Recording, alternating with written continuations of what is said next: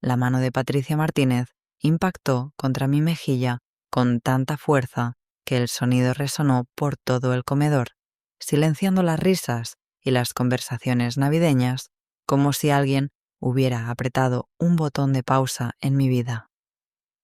Tengo 64 años. He sobrevivido a la muerte de mi esposo, a 30 años como enfermera en urgencias, viendo cosas que quitarían el sueño a cualquiera. Pero nunca, nunca, en mi vida, había sentido una humillación tan profunda como la que experimenté aquella Nochebuena del 2024. Todo había comenzado tan inocentemente. Yo llevaba una bandeja con copas de vino hacia la mesa cuando Patricia, la madre de mi nuera, Camila, giró bruscamente sin mirar. Nuestros cuerpos chocaron. El vino se derramó sobre su vestido color marfil, ese vestido carísimo del que no había parado de presumir toda la noche. Y antes de que pudiera siquiera disculparme, su mano voló hacia mi rostro. «Mire por dónde camina. Usted no es nadie», gritó con los ojos inyectados de furia y desprecio. Su voz atravesó el ambiente festivo como un cuchillo.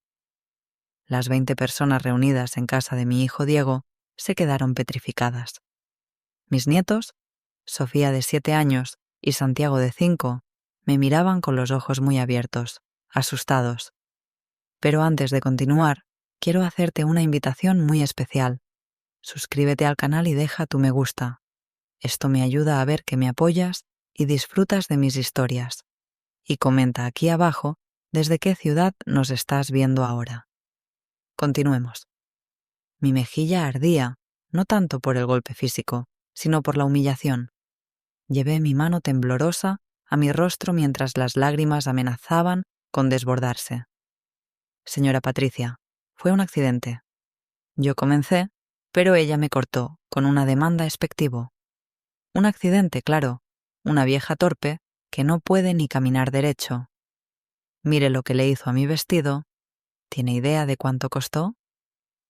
Busqué los ojos de mi hijo Diego, esperando que él, mi único hijo, el niño que había criado sola desde los 8 años, cuando su padre murió en ese accidente de tránsito, saliera en mi defensa. Diego me miraba, pero había algo extraño en su expresión. Vergüenza, sí, pero no la vergüenza de ver a su madre humillada, sino la vergüenza de tener que lidiar con esta escena frente a su suegra y su esposa. «Mamá», dijo finalmente, y su voz sonaba tensa, controlada. «Deberías disculparte con Dolores. Arruinaste su vestido». El mundo se detuvo. Las palabras de mi hijo, a quien había dedicado cada segundo de mi existencia, cayeron sobre mí como agua helada. «¿Disculparme?», susurré incrédula. Camila, mi nuera de 32 años, se acercó a su madre con un pañuelo, limpiando el vino del vestido con movimientos exagerados, mientras me lanzaba miradas de reproche. Señora Carmen, siempre tan distraída, ya no está en edad para estar sirviendo. Debería sentarse, dijo con esa voz dulcemente venenosa que había perfeccionado en los 2 años desde que se casó con Diego. «Diego», intenté de nuevo, mi voz quebrándose. «Fue un accidente». Ella giró sin mirar. Yo, «Mamá, basta», me interrumpió él, pasándose la mano por el cabello oscuro que había heredado de su padre. «¿Estás haciendo una escena? ¿O te disculpas con Dolores y olvidamos esto? ¿O creo que sería mejor que te fueras?» El silencio que siguió fue ensordecedor. Todos me miraban, tíos, primos, amigos de la familia, algunos con lástima, otros con incomodidad, ninguno con la valentía de intervenir. La pequeña Sofía empezó a llorar corriendo hacia mí, pero Camila la detuvo con firmeza. Miré a mi hijo. Realmente lo miré. Vi a un hombre de 35 años que había olvidado de dónde venía, quién lo había criado, quién había vendido su propia casa para pagarle la universidad de medicina. Vi a un extraño con el rostro de mi hijo. No voy a disculparme por algo que no hice intencionalmente, dije, y mi voz, aunque temblorosa, sonó más firme de lo que esperaba. Pero tienes razón en algo, Diego. Es mejor que me vaya. Tomé mi abrigo del perchero, ignorando las lágrimas que ahora corrían libremente por mis mejillas. Patricia sonreía triunfante. Camila la abrazaba como si fuera la víctima. Y Diego miraba al suelo, incapaz de sostener mi mirada. Salí de esa casa, la casa que yo había comprado para ellos como regalo de bodas, hacia la noche fría de diciembre. La puerta se cerró detrás de mí y con ella algo dentro de mi corazón se quebró de una manera que nunca imaginé posible, pero ellos no sabían algo que descubrirían muy pronto. Mis manos temblaban tanto que apenas podía sostener el volante de mi viejo Honda Civic.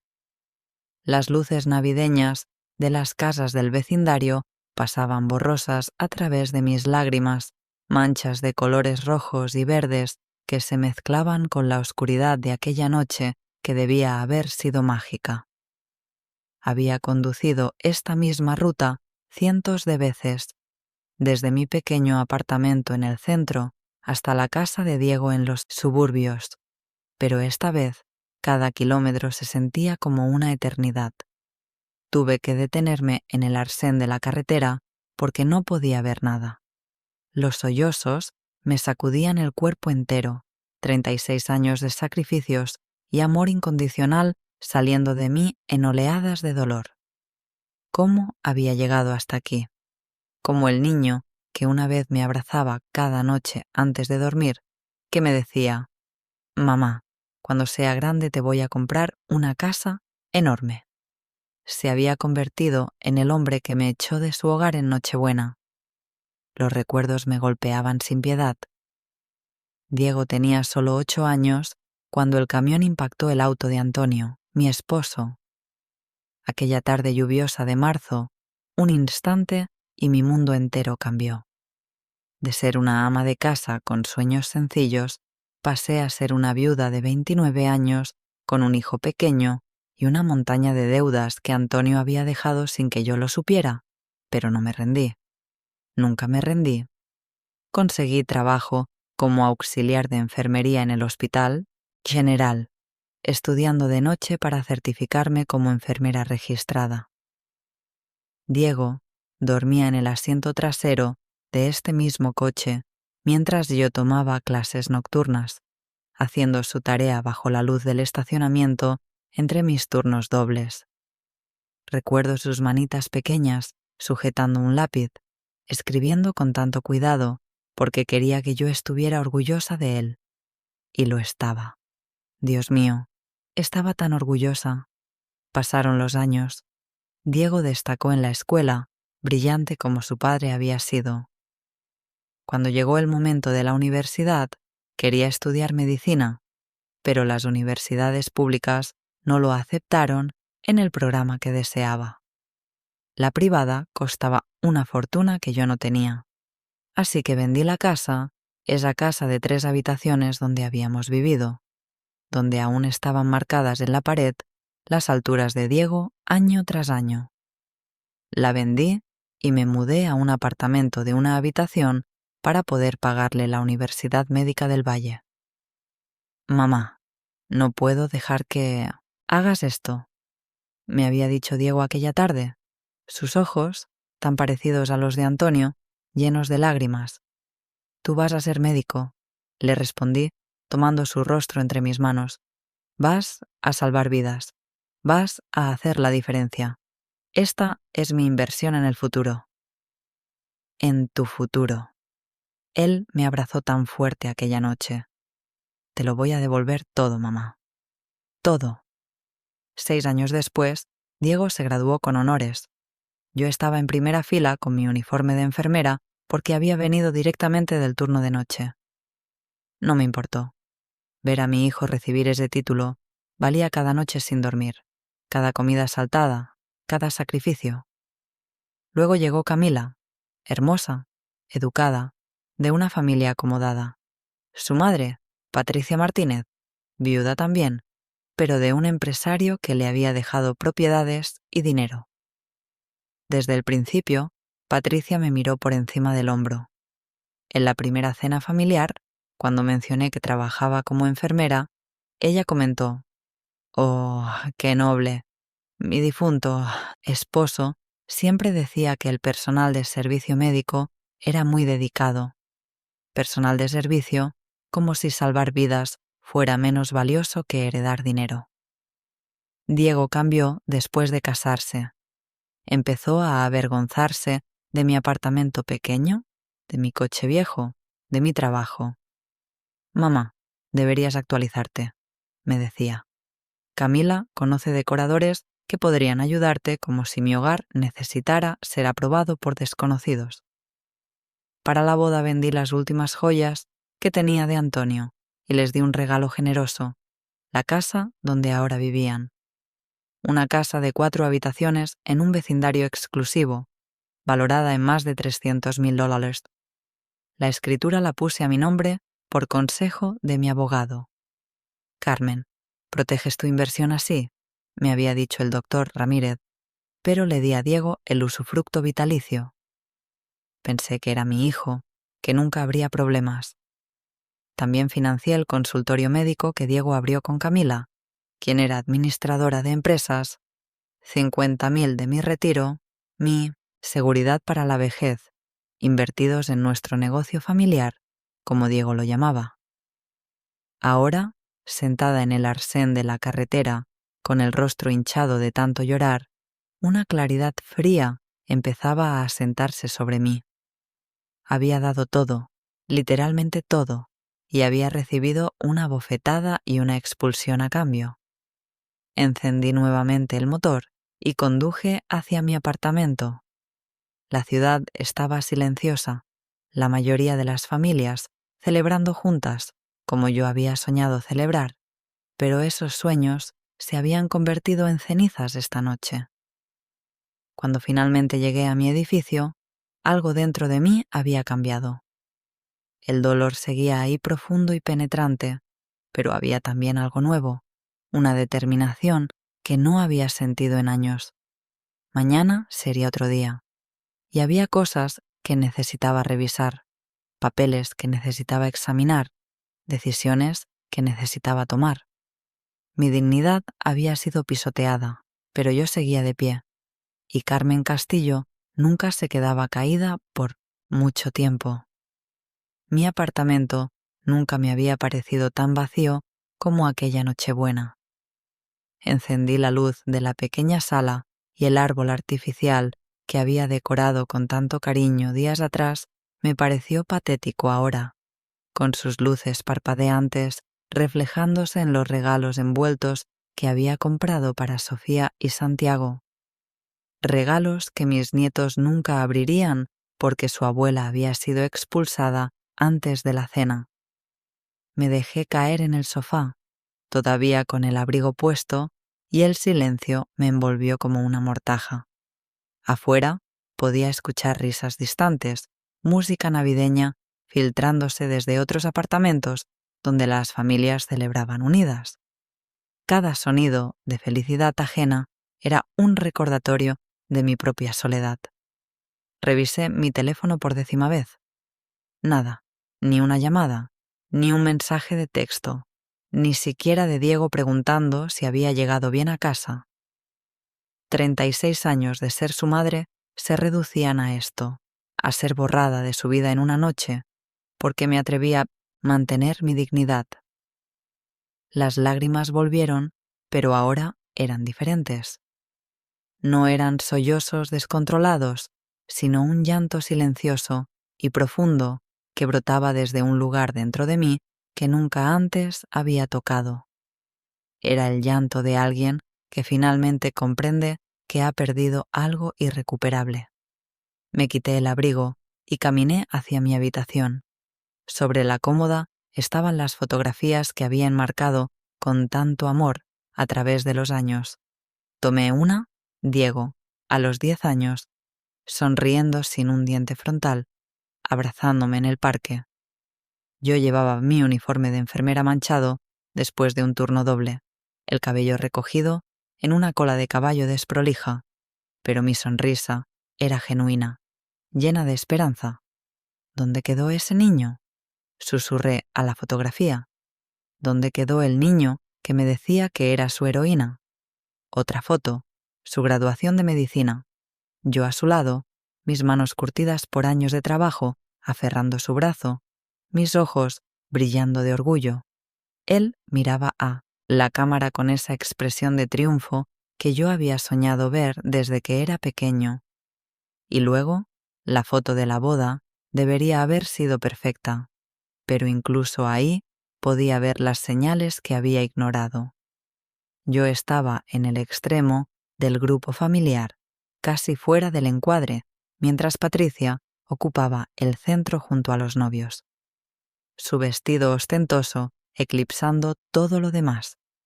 Camila sonreía con esa sonrisa perfecta que ahora reconocía como calculada. Y Diego miraba a su esposa con adoración, pero nunca me buscó con los ojos durante toda la ceremonia. Coloqué las fotografías boca abajo. No podía seguir mirándolas. El reloj marcaba la medianoche, Navidad. En algún lugar, Diego estaría brindando con Camila, con Patricia, celebrando como si yo nunca hubiera existido. ¿Les habría dicho algo a Sofía y Santiago sobre por qué la abuela se fue? ¿O simplemente habían inventado alguna excusa cómoda? Pensé en llamarlo. Mis dedos rozaron la pantalla del teléfono varias veces, pero algo me detenía. ¿Qué le diría? ¿Le rogaría que reconsiderara? ¿Me disculparía por un accidente que no fue mi culpa solo para recuperar mi lugar en su vida? ¿A qué costo vendería mi dignidad? No, no podía hacer eso. Me serví un vaso de agua y me senté en la pequeña mesa de la cocina. Desde allí podía ver la ciudad, a través de la ventana, las luces titilando en la distancia. ¿Había otras personas solas esta noche? Los había. Otras madres, otros padres, otras personas cuyas familias las habían olvidado o abandonado. De alguna manera, eso no me consolaba, solo me hacía sentir parte de una estadística triste. Mi mente vagó hacia el pasado, hacia todas las Navidades que habíamos pasado juntos, Diego y yo.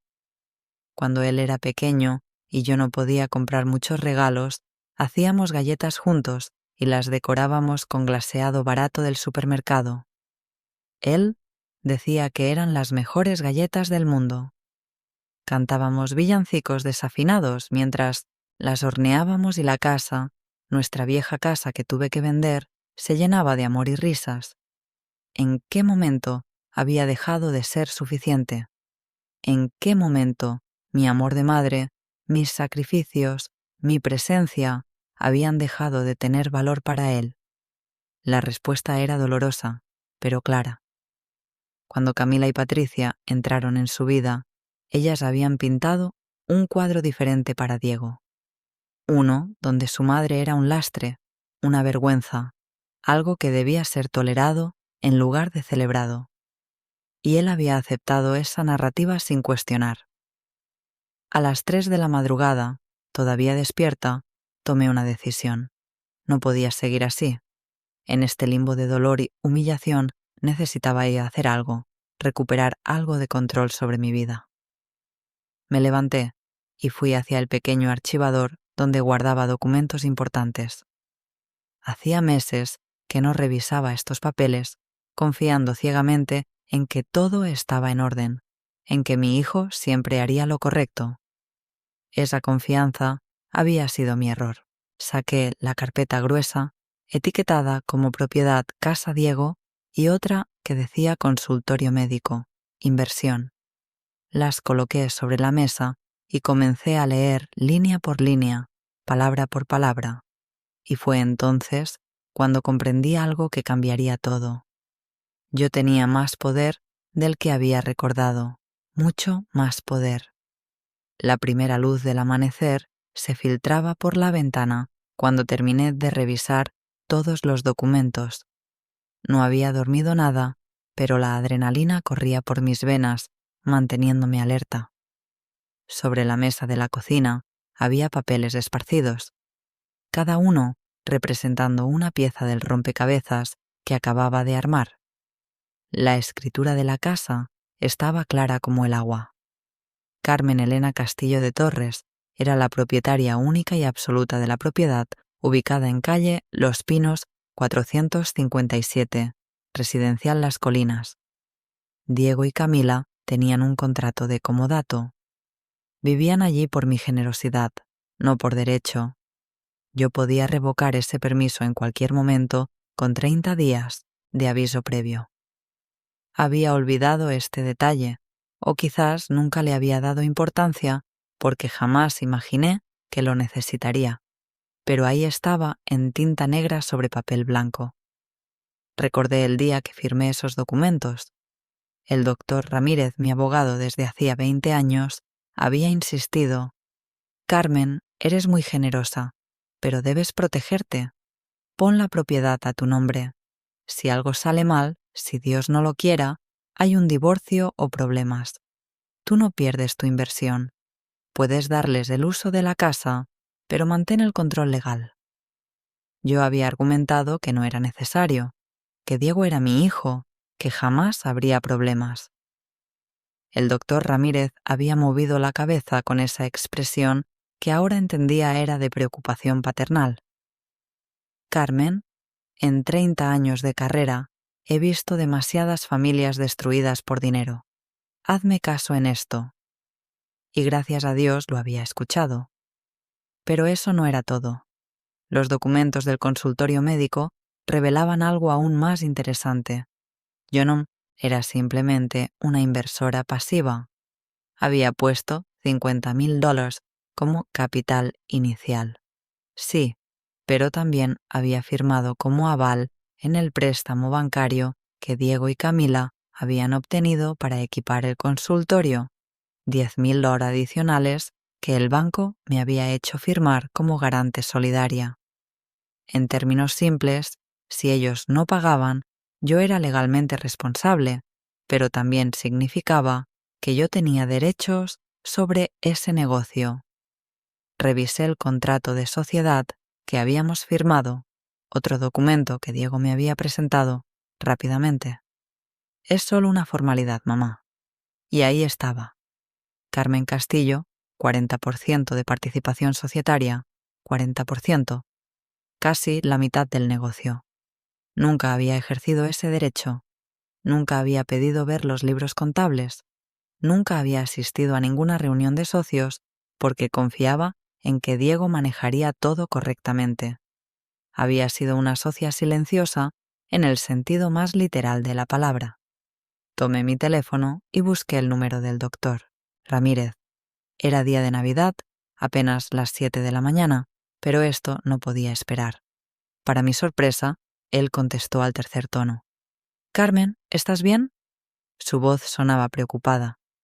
«Necesito verlo urgentemente, doctor. Hoy, si es posible, hubo una pausa». «¿Qué pasó?» No pude evitarlo. Las lágrimas volvieron mientras le contaba todo. La cena, la bofetada, las palabras de Patricia y, lo peor, la traición de Diego. Mi voz se quebraba, pero continué hasta el final.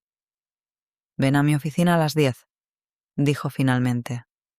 «Lleva todos los documentos que tengas sobre la casa y el consultorio». «Carmen, escúchame bien.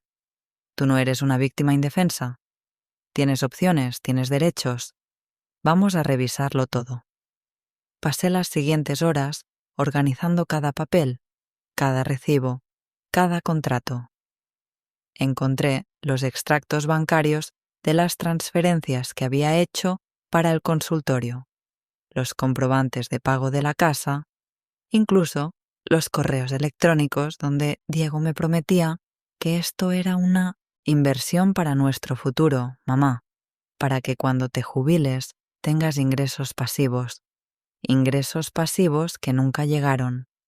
Nunca me habían pagado un solo peso de dividendos del consultorio, a pesar de que, según mis cálculos rápidos, el negocio debía estar generando ganancias considerables.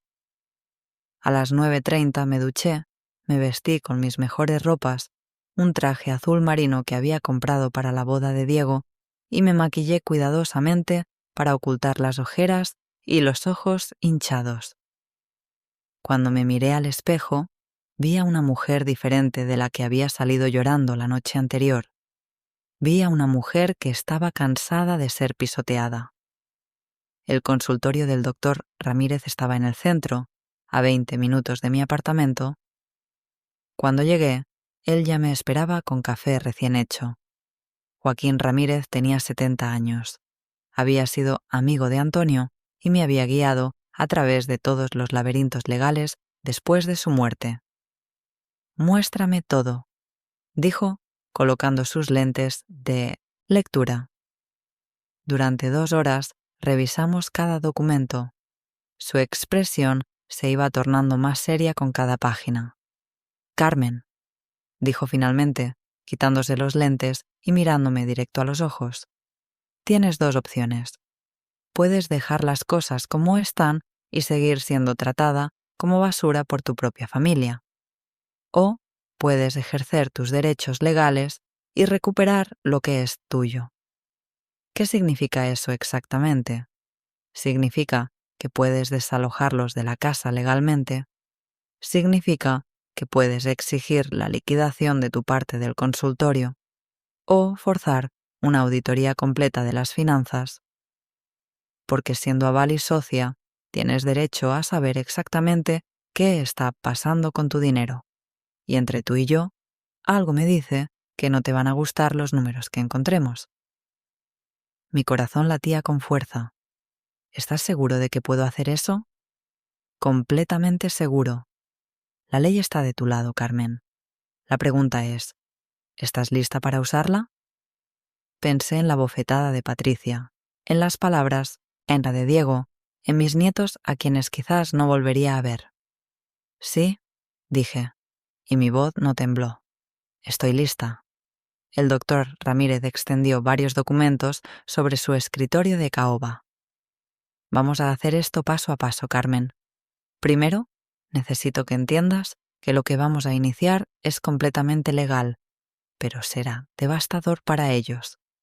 ¿Estás preparada para las consecuencias? Asentí, aunque mi estómago se retorcía. Estoy preparada. Bien, redactaré una notificación de terminación del comodato. Por ley, debes darles 30 días para desocupar la propiedad. Si no lo hacen, procederemos con un desalojo judicial. También prepararé una solicitud formal de auditoría del consultorio y una convocatoria a asamblea extraordinaria de socios. Como poseedora del 40%, tienes derecho a exigir transparencia total. ¿Cuánto tiempo tomará todo esto? Las notificaciones pueden salir el lunes después de Año Nuevo. Para el 2 de enero, Diego y Camila tendrán los documentos en sus manos. Sus ojos se suavizaron. «Carmen, ¿todavía puedes cambiar de opinión?» No voy a cambiar de opinión. Salí de su oficina con una mezcla de determinación y miedo. Realmente estaba haciendo esto. Estaba a punto de desalojar a mi propio hijo. El dolor en mi pecho era físico, como si alguien estuviera estrujando mi corazón con ambas manos. De regreso a casa, decidí tomar una ruta diferente que pasaba cerca de la iglesia Santa Teresa, donde había bautizado a Diego. Sin pensarlo mucho, estacioné y entré. El lugar estaba casi vacío, solo un par de ancianas rezando en las bancas delanteras. Me arrodillé y cerré los ojos. No era muy religiosa, pero necesitaba algo de paz, alguna confirmación de que no estaba cometiendo un terrible error. «Señora Carmen». Abrí los ojos y vi a la vecina de Diego, Beatriz Morales, una mujer de unos 50 años que siempre me saludaba cordialmente cuando visitaba a mi hijo. «Beatriz, qué sorpresa». Ella se sentó a mi lado, su rostro mostrando preocupación. La vi salir anoche de casa de su hijo. Se veía muy afligida. «¿Está todo bien?» Las lágrimas amenazaron con volver, pero las contuve. Hubo un incidente en la cena. Beatriz asintió lentamente. «Déjeme adivinar», La señora Patricia. La miré sorprendida. ¿Cómo lo supo, Carmen? Vivo al lado de su hijo hace 3 años. He visto cosas bajo la voz. Esa mujer es un veneno. Desde que llegó la relación entre usted y Diego cambió. La he escuchado hablar de usted de formas terribles cuando está en el jardín con Camila. Mi corazón se aceleró. ¿Qué tipo de cosas? Beatriz dudó, pero finalmente continuó. Que usted es una carga, que se aferra a Diego porque no tiene vida propia, que su apartamento les da vergüenza cuando sus amigos preguntan dónde vive la suegra. Peor aún, he escuchado a Patricia decirle a Camila que necesitan distanciarlo de usted porque esa mujer tiene demasiada influencia sobre mi yerno. Antes de continuar, dime aquí en los comentarios qué te está pareciendo esta historia hasta ahora y qué harías tú en su lugar. No te vayas del video, porque lo que viene a continuación te pondrá la piel de gallina. ¿Hay más?, continuó Beatriz, mirando hacia los lados como si temiera ser escuchada, incluso en la iglesia. Hace 2 meses vi algo extraño. Patricia llegó a la casa de su hijo, muy alterada, discutiendo con Camila en el jardín. Yo estaba podando mis rosas y escuché fragmentos. Patricia le suplicaba a su hija que le prestara dinero, que tenía acreedores buscándola. Acreedores, sí. Y mencionó algo sobre una propiedad que había perdido en un juicio. Carmen, esa mujer que aparenta tener tanto dinero, está en serios problemas financieros. Por eso empujó tanto a Camila para que se casara con Diego. Necesitaba asegurar el futuro de su hija con alguien estable.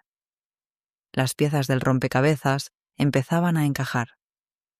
Patricia no era la viuda adinerada que aparentaba ser. Era una mujer desesperada, usando a su hija para escalar socialmente y resolver sus propios problemas económicos. Y yo, con mi casa y mi inversión en el consultorio, era el obstáculo que debía ser removido. ¿Hay algo más que deba saber?, pregunté. Beatriz asintió. Su hijo no sabe nada de esto. Camila le oculta los problemas de su madre, pero yo tengo una prima que trabaja en el juzgado civil. Si usted quiere, puedo averiguar exactamente qué juicios ha enfrentado Patricia Martínez. Podría ser información útil. Sí, dije inmediatamente. Por favor, averigüe lo que pueda. Nos intercambiamos números telefónicos. Cuando Beatriz se fue, me quedé sentada en la banca procesando todo.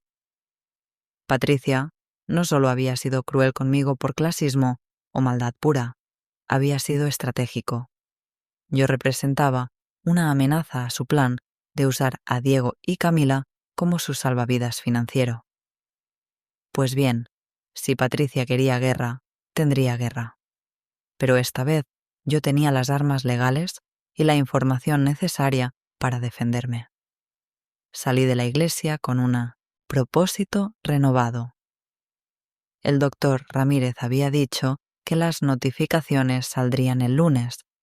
Eso me daba el fin de semana para prepararme mentalmente y con la ayuda de Beatriz para descubrir todos los secretos de Patricia Martínez. Cuando mis enemigos despertaran al día siguiente, no a la Navidad, sino al día después, sus vidas nunca volverían a ser las mismas. Y por primera vez en 24 horas, sonreí. El fin de semana pasó en una nebulosa de preparativos. Beatriz me llamó el sábado por la tarde con información que confirmó todas mis sospechas. Su prima del juzgado había encontrado un expediente extenso sobre Patricia Martínez, 3 juicios por deudas impagas, un embargo sobre una propiedad que supuestamente había heredado de su difunto esposo. Resultó que esa propiedad nunca existió. Era una mentira. Y lo más revelador de todo, una demanda actual de un banco por un préstamo personal de $80,000 que no había pagado en 18 meses. La señora está prácticamente en bancarrota, me dijo Beatriz.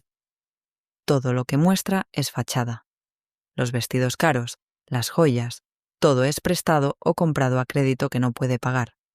Guardé esa información cuidadosamente. Podría necesitarla. El lunes 30 de diciembre amaneció gris y frío. A las 9 de la mañana, el doctor Ramírez me llamó para confirmar que el mensajero legal ya había salido con los documentos. Las notificaciones llegarían a casa de Diego antes del mediodía. ¿Estás segura de que quieres hacer esto, Carmen?, me preguntó una última vez. Una vez que ellos reciban esos papeles, no hay vuelta atrás. La relación con tu hijo cambiará para siempre. Ya cambió. Respondí con una calma que me sorprendió a mí misma. Cambió cuando él eligió la opinión de su suegra sobre la dignidad de su madre. Cambió cuando me echó de su casa en Navidad. Esto solo hace oficial lo que ya sucedió. Colgué y me preparé un té. Mis manos no temblaban. Había llorado todas las lágrimas que tenía durante los últimos 3 días. Ahora solo quedaba una determinación férrea, como si una parte de mí se hubiera endurecido para sobrevivir. A las 11:47 de la mañana, mi teléfono comenzó a sonar. Era Diego. Dejé que sonara hasta que fue al buzón de voz. Volvió a llamar inmediatamente. Nuevamente no contesté. Al tercer intento, apagué el teléfono por completo. Me senté en mi sofá y esperé. Sabía lo que vendría después. A las 2 de la tarde, alguien tocó mi puerta con tanta fuerza que pensé que la derribarían. Miré por la mirilla y vi a Diego, su rostro rojo de furia, con Camila detrás de él, luciendo pálida y asustada. Abrí la puerta, pero mantuve la cadena de seguridad puesta.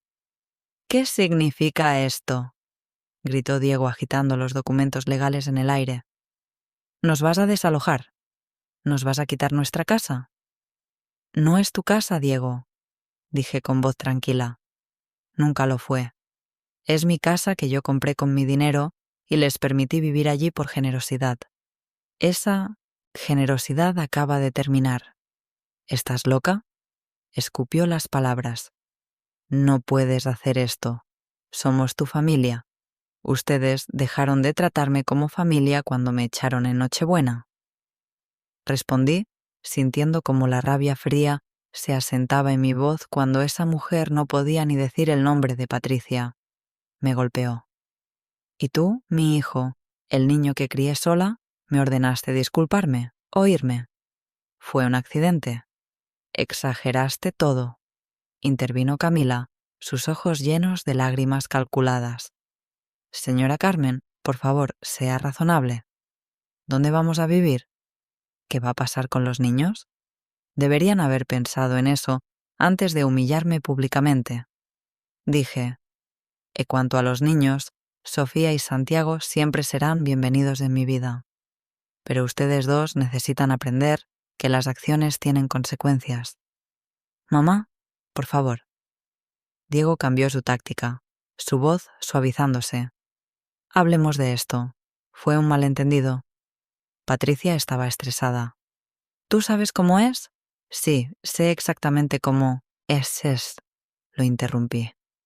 Y también sé cómo eres tú ahora. Ya no eres el hijo que crié. Eres un extraño que dejó que su madre fuera golpeada y expulsada sin defenderla. No fue para tanto, gritó nuevamente, perdiendo la paciencia. Fue una bofetada. Estás destruyendo a nuestra familia por una bofetada. Algo dentro de mí se rompió al escuchar esas palabras. No de tristeza, sino de una rabia fría y cristalina. No, Diego, no fue solo una bofetada. Fue cada vez que permitiste que Patricia hablara mal de mí. Fue cada vez que Camila te convenció de que mi apartamento era una vergüenza. Fue cada Navidad, cada cumpleaños, cada momento donde elegiste complacer a tu suegra antes que respetar a tu madre. La bofetada fue simplemente la gota que derramó el vaso. Esto es ridículo, dijo Camila, secándose lágrimas falsas. Diego, vámonos. Tu madre claramente está teniendo algún tipo de crisis. Necesita ayuda psicológica. Esas palabras, esas malditas palabras. Ayuda psicológica, repetí sintiendo como la furia subía por mi garganta. ¿Porque me atrevo a defenderme? ¿Porque me niego a seguir siendo el felpudo de esta familia? No, Camila. Lo que necesito es respeto y ustedes son incapaces de darlo. Mamá, piénsalo, suplicó Diego. Si nos desalojas, ¿dónde vamos a vivir con 30 días de aviso? No podemos encontrar una casa tan rápido. Y este otro documento sobre el consultorio, ¿vas a destruir nuestro negocio también? El negocio en el que invertí $50,000 de mi retiro y del cual nunca he visto un centavo de retorno. Dije, sí, Diego, voy a ejercer mis derechos como socia. Voy a exigir una auditoría completa de las finanzas. Y si descubro que me han estado robando, porque eso es lo que es cuando ocultas ganancias de un socio, tomaré acciones legales adicionales. El rostro de Diego palideció. Camila y él intercambiaron una mirada rápida. Y en ese instante supe que mis sospechas eran correctas. Habían estado ocultándome información financiera. No te hemos robado nada, dijo Camila rápidamente, demasiado rápidamente. Entonces no tendrán problema con la auditoría, respondí con frialdad. El contador llegará la próxima semana para revisar todos los libros. Si todo está en orden, como dices, no hay nada de qué preocuparse. Esto es una venganza, escupió Diego. Una venganza mezquina porque tus sentimientos fueron heridos. No, hijo, esto es justicia. Hay una diferencia. Camila comenzó a llorar de verdad ahora. Sollozos fuertes que resonaban en el pasillo. Señora Carmen, por favor, piense en sus nietos. Sofía y Santiago aman esa casa. Es su hogar. ¿Va a hacerles esto a ellos? Esa flecha dio en el blanco. Pensé en Sofía y Santiago, en sus pequeños rostros confundidos cuando tuvieran que mudarse. Pero entonces recordé que ellos no habían corrido hacia mí cuando me fui. Recordé que Camila los había detenido, enseñándoles desde pequeños que la abuela era menos importante que la otra abuela. Mis nietos se adaptarán, dije, aunque me dolía. Los niños son resilientes y quizás algún día, cuando sean mayores, entenderán que su abuela tuvo que enseñarles una lección importante, que el amor no significa permitir el abuso. ¿No fuiste abusada?, gritó Diego, golpeando la puerta. Dios mío, mamá, siempre has sido tan dramática. Por eso Patricia se molesta contigo, porque haces montañas de granos de arena. Esas palabras fueron la confirmación final de que había tomado la decisión correcta. ¿Tienen 30 días? Dije firmemente. El 30 de enero deben estar fuera de la propiedad con todas sus pertenencias. Si no lo hacen, procederé con el desalojo judicial. Y en cuanto al consultorio, el doctor Ramírez se pondrá en contacto con ustedes sobre la auditoría. Esta conversación ha terminado. Mamá. Diego trató de empujar la puerta, pero la cadena de seguridad se mantuvo firme. Adiós, Diego. Cerré la puerta. Del otro lado podía escuchar gritos, súplicas, amenazas. Camila lloraba histéricamente. Diego golpeaba la puerta maldiciendo, pero yo me alejé y me senté en mi sofá poniendo música clásica en el radio para ahogar el ruido. Eventualmente se fueron. Esa noche, mi teléfono que había vuelto a encender explotó con mensajes. Diego, Camila, números desconocidos que asumí eran Patricia y otros miembros de su familia. Los bloqueé a todos, excepto a Diego. A él le respondí con un solo mensaje. Si quieres hablar, será a través de abogados. No hay nada más que decir. El martes por la mañana, el doctor Ramírez me llamó. Carmen, debes saber algo. Diego contrató a un abogado. Van a pelear el desalojo. ¿Pueden ganar? No. Los documentos son claros, pero pueden hacer el proceso más largo y desagradable. ¿Estás preparada para eso? Estoy preparada. También hay otra cosa. Recibí una llamada de la esposa de Diego. Quiere negociar.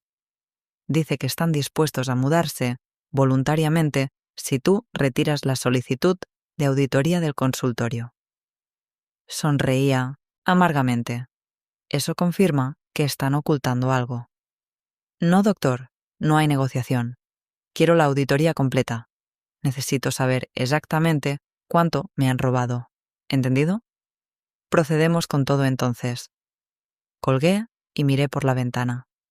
La ciudad se extendía ante mí, indiferente a mi drama personal. Pero yo ya no era la Carmen quebrada de la Nochebuena. Era una mujer que había encontrado su columna vertebral y, lo más importante, todavía tenía una carta bajo la manga, la información sobre Dolores y sus problemas financieros. Esa información podría ser útil muy pronto, porque si algo había aprendido en 64 años de vida, era que la verdad siempre salía a la luz. Y cuando lo hiciera, Patricia Martínez descubriría que humillar a la mujer equivocada tenía consecuencias devastadoras. Pasaron 5 días desde que Diego y Camila recibieron las notificaciones. 5 días en los que mi teléfono no dejó de recibir mensajes de números bloqueados, correos electrónicos con súplicas, incluso una carta dejada bajo mi puerta, firmada por sus nietos que la extrañan, obviamente escrita por Camila con su caligrafía perfecta, intentando manipularme emocionalmente, pero yo me mantuve firme. El doctor Ramírez había confirmado que el contador comenzaría la auditoría el lunes siguiente y que el proceso de desalojo avanzaba sin contratiempos a pesar de los intentos del abogado de Diego por retrasarlo. El viernes 3 de enero a las 7 de la tarde, alguien tocó mi puerta. No era el golpe desesperado de Diego, sino algo más controlado, más calculado. Miré por la mirilla y mi corazón dio un vuelco. Eran los tres: Diego, Camila y Patricia. Durante un segundo consideré no abrir, pero algo en mí, quizás la necesidad de cerrar este capítulo cara a cara, me hizo quitar la cadena de seguridad y abrir la puerta completamente. «Tenemos que hablar», dijo Diego. Su voz ya no era furiosa, sino cansada, derrotada. «Pasen», dije haciéndome a un lado. Los tres entraron a Pituyat, mi pequeño apartamento. Patricia miró alrededor con ese gesto de desprecio que ya conocía tan bien como si el simple hecho de estar allí la contaminara. Llevaba otro vestido caro, o aparentemente caro, y joyas que brillaban bajo la luz de la lámpara. «Gracias por recibirnos», comenzó Camila, intentando sonar conciliadora. Queríamos hablar en persona, sin abogados, de familia a familia. «¿Familia?», repetí, y la palabra sonó amarga en mi boca. Interesante que ahora recuerden que somos familia. Patricia resopló. «Ay, por favor, ya basta de dramatismo. Vinimos a hacerle una oferta razonable. No vine a escuchar ofertas de usted, señora Martínez». Dije fríamente: «Si Diego o Camila tienen algo que decir, los escucharé. Pero usted no tiene voz ni voto en los asuntos de mi familia. Soy la abuela de sus nietos», explotó Patricia. «Tengo todo el derecho de estar aquí. Usted es la mujer que me golpeó en la cara y me humilló públicamente», respondí, mi voz subiendo de volumen. «Usted es la razón por la que estamos en esta situación, así que le sugiero que se siente ahí callada o se vaya». Para mi sorpresa, Patricia palideció, pero se sentó sin decir más. Diego y Camila intercambiaron miradas nerviosas. «Mamá», comenzó Diego sentándose en el borde del sofá. «Entendemos que estás enojada. Tienes razón de estarlo. Lo que pasó en Navidad fue horrible. No debí obligarte a irte». No lo interrumpí. «No debiste permitir que me golpearan. No debiste quedarte callado mientras esa mujer me insultaba. No debiste valorar más la comodidad de tu suegra que la dignidad de tu madre. Lo sé, dijo él, y por primera vez vi lágrimas reales en sus ojos. Lo sé y lo lamento. Pero mamá, por favor, esto del desalojo, la auditoría, es demasiado. Nos vas a destruir. Ustedes se destruyeron solos. Respondí. Yo simplemente estoy protegiendo lo que es mío. Camila se inclinó hacia adelante. Señora Carmen, seamos sinceras. Usted quiere venganza. Lo entiendo. Pero ¿a qué costo realmente va a dejar a sus nietos sin hogar? Mis nietos tienen 2 padres profesionales que pueden proporcionarles un hogar. Dije, no será la mansión que tienen ahora, pero tendrán un techo. Y quizás, sin la influencia tóxica de su abuela, miré directamente a Patricia. Crecerán siendo mejores personas. ¡Influencia tóxica!, gruñó Patricia. Usted es la que está envenenando a esta familia con sus resentimientos de vieja amargada. Algo dentro de mí hizo clic. Era el momento. Hablemos de veneno, señora Martínez, dije, levantándome y caminando hacia mi archivador. Saqué la carpeta que Beatriz me había dado con toda la información del juzgado. Hablemos de las 3 demandas por deudas impagas que tiene contra usted. Hablemos del embargo sobre una propiedad que usted desea haber heredado de su difunto esposo, pero que nunca existió. Hablemos de los $80,000 que le debe al Banco Nacional. El silencio que siguió fue absoluto. Patricia se había puesto completamente blanca.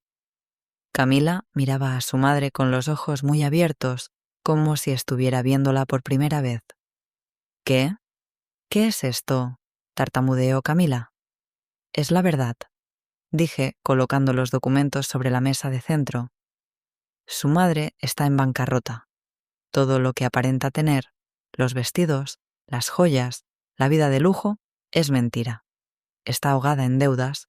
Eso es privado, no tiene derecho, gritó Patricia intentando tomar los papeles, pero Diego fue más rápido, los agarró y comenzó a leer, su expresión cambiando de confusión a shock y finalmente a furia. ¿Esto es verdad?, le preguntó a Patricia. Nos mentiste, sobre todo yo. Son situaciones temporales, balbuceó Patricia. ¿Problemas administrativos? ¿Qué? $1,000 no es un problema administrativo, gritó Diego. 3 juicios por deudas no es temporal. Camila había comenzado a llorar. Lágrimas reales esta vez. Mamá, ¿por qué? ¿Por qué nos mentiste? Porque necesitaba que te casaras bien. Soltó Patricia finalmente, toda su fachada desmoronándose, porque estaba perdiendo todo y necesitaba asegurar tu futuro. Diego era perfecto, médico, estable, con una madre que claramente tenía propiedades y dinero para invertir. La habitación giró. Todos nos miramos en silencio, procesando la confesión. «No usaste», susurró Camila. «¿Planeaste todo esto al principio?», admitió Patricia. «Al principio ustedes se enamoraron genuinamente, pero cuando vi las oportunidades, sí, las aproveché y ella me señaló con dedo acusador. Era un obstáculo. Una suegra que tenía demasiado control, demasiada influencia, demasiados derechos sobre las propiedades. Necesitaba distanciarlos». Diego se dejó caer en el sofá, su rostro en sus manos. Todo este tiempo, todo lo que nos decía sobre mamá, sobre cómo era controladora, sobre cómo necesitábamos independizarnos, era manipulación, era supervivencia. Escupió Patricia, pero ya no había fuerza en su voz. Me senté frente a ellos, sintiéndome extrañamente tranquila. Ahora entienden, dije suavemente. No se trata solo de una bofetada, se trata de años de manipulación sistemática. Se trata de cómo esta mujer los usó a ustedes y me usó a mí para resolver sus propios problemas financieros. Camila sollaba abiertamente. Ahora lo siento, señora Carmen, no sabía. Si hubieras sabido, ¿habrías hecho algo diferente? Pregunté no con crueldad, sino con curiosidad genuina. Ella no respondió, lo cual era respuesta suficiente. Diego finalmente levantó la vista. Mamá, tienes razón, en todo. Fuimos ciegos, manipulados, pero eso no nos excusa. Yo te fallé como hijo, como hombre. Te fallé cuando más me necesitabas. ¿Sí? Dije simplemente. Lo hiciste. ¿Hay alguna forma de arreglar esto? Miré a mi hijo, al hombre que había criado con tanto amor y sacrificio, ahora quebrado frente a mí. No lo sé, Diego. Honestamente, no lo sé. 2 semanas después de aquella confrontación, estaba sentada en la oficina del doctor Ramírez revisando los resultados de la auditoría del consultorio. Los números frente a mí confirmaban lo que había sospechado.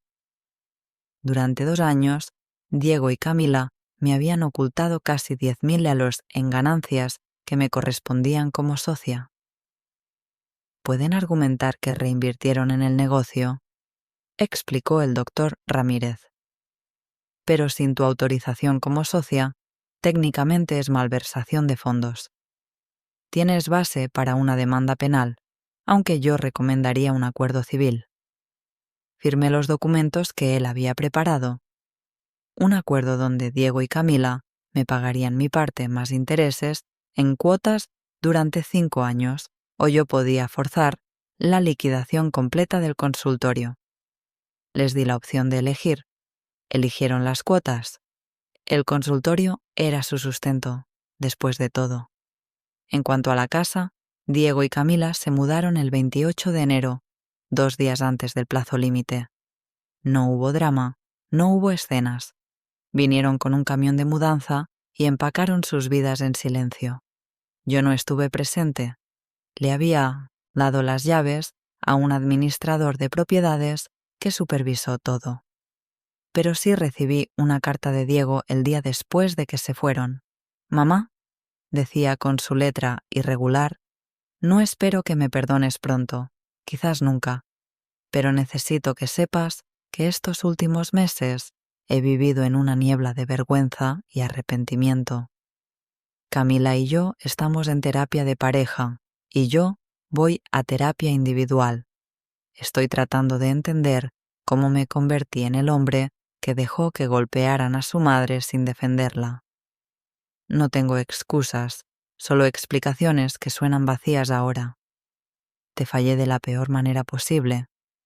Si algún día puedes perdonarme, pasaré el resto de mi vida tratando de merecerlo». La carta continuaba hablando de cómo Camila había cortado todo contacto con Patricia después de descubrir el alcance de sus manipulaciones.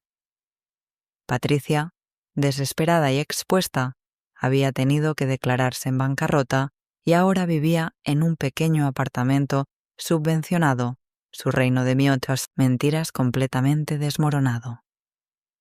«Sofía y Santiago preguntan por ti todos los días», escribía Diego. «Les hemos dicho la verdad, adaptada a su edad, que la abuela necesitaba tiempo, porque los adultos no la trataron bien. Santiago dibujó un retrato tuyo y lo tiene en su mesita de noche. Sofía dice que cuando sea grande va a ser fuerte como su abuela Carmen. Si algún día quieres verlos, ¿sabes dónde estamos?». Doblé la carta y la guardé. 3 meses después, en abril, la casa que había recuperado estaba completamente remodelada. La vendí por un precio excelente. El mercado inmobiliario estaba en auge y con ese dinero, más las cuotas del consultorio y mi pensión, finalmente tenía seguridad financiera real. Me mudé a un apartamento más grande y luminoso con vista al parque. No era ostentoso, pero era mío, pagado completamente y nadie podía quitármelo. Una tarde de sábado, mientras organizaba fotografías en mi nuevo hogar, el teléfono sonó. Era Diego. «Mamá». Su voz sonaba nerviosa. «Sé que no tengo derecho a pedir nada, pero es el cumpleaños de Santiago la próxima semana. Él quiere que vengas. Solo tú. Sin Camila, si no quieres, sin nadie más. Solo quiere ver a su abuela». Cerré los ojos. Durante meses había construido murallas alrededor de mi corazón para protegerme. Pero escuchar sobre Santiago mi nieto de 6 años, que guardaba mi retrato. Las murallas temblaron. Voy a pensarlo, dije finalmente. Gracias, susurró él. Eso es más de lo que merezco. Cuando colgué, me miré al espejo. La mujer que me devolvía la mirada era diferente de aquella que había sido abofeteada en Navidad. Tenía el cabello más corto, me lo había cortado en febrero, un símbolo de cambio, y llevaba ropa nueva que me hacía sentir elegante. Pero más que eso, había algo en mis ojos. Dignidad recuperada, fortaleza ganada con dolor. ¿Perdonaría a Diego algún día? No lo sabía. El perdón era un proceso, no un evento. Pero sí sabía esto. Nunca más permitiría que nadie, ni siquiera mi propio hijo, pisoteara mi valor. Al final fui al cumpleaños de Santiago solo por 1 hora, solo para ver a mis nietos. Diego mantuvo su distancia respetuoso. Camila me saludó con ojos llorosos y un «lo siento» que sonó genuino. Pero lo más importante fue cuando Sofía me abrazó y susurró: «Abuela, quiero ser como tú cuando crezca». Fuerte sonreí acariciando su cabello. «Puede serlo, mi amor. Solo recuerda, nunca dejes que nadie te haga sentir que no eres nadie, porque todos somos alguien, todos tenemos valor». Esa noche, de regreso en mi apartamento, me serví una copa de vino y brindaré sola por mí misma, por la mujer que había sobrevivido, que había luchado, que había recuperado su poder. La Navidad había traído la peor humillación de mi vida, pero también había traído el mayor regalo: descubrir que a los 64 años todavía podía levantarme, sacudirme el polvo y reclamar mi lugar en el mundo. Y eso descubrí. Valía más que cualquier disculpa. Y así concluye la historia de Carmen, una mujer que nos enseñó que nunca es tarde para recuperar nuestra dignidad y defender nuestro valor.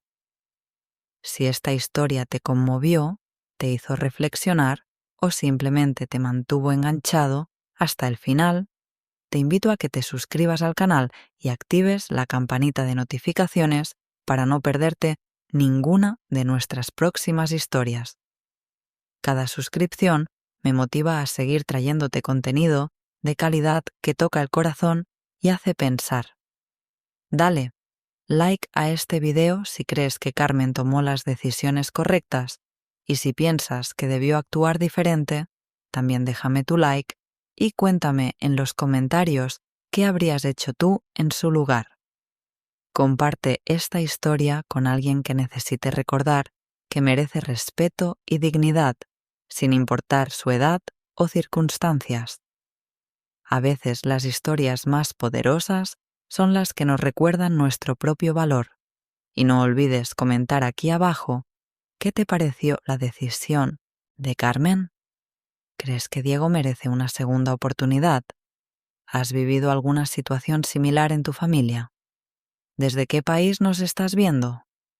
Leo todos sus comentarios y me encanta conocer sus opiniones y experiencias. Su participación hace que esta comunidad sea especial. Nos vemos en la próxima historia. Recuerda, nunca permitas que nadie te haga sentir que no eres nadie, porque tú eres alguien valioso. Hasta pronto. Extensión de responsabilidad. Esta historia es una obra de ficción creada con fines de entretenimiento y reflexión. Todos los personajes, nombres, situaciones y eventos son producto de la imaginación. Cualquier parecido con personas reales, vivas o fallecidas, o con acontecimientos reales, es pura coincidencia. Las situaciones legales mencionadas en la narrativa están simplificadas para propósitos dramáticos y no constituyen asesoramiento legal.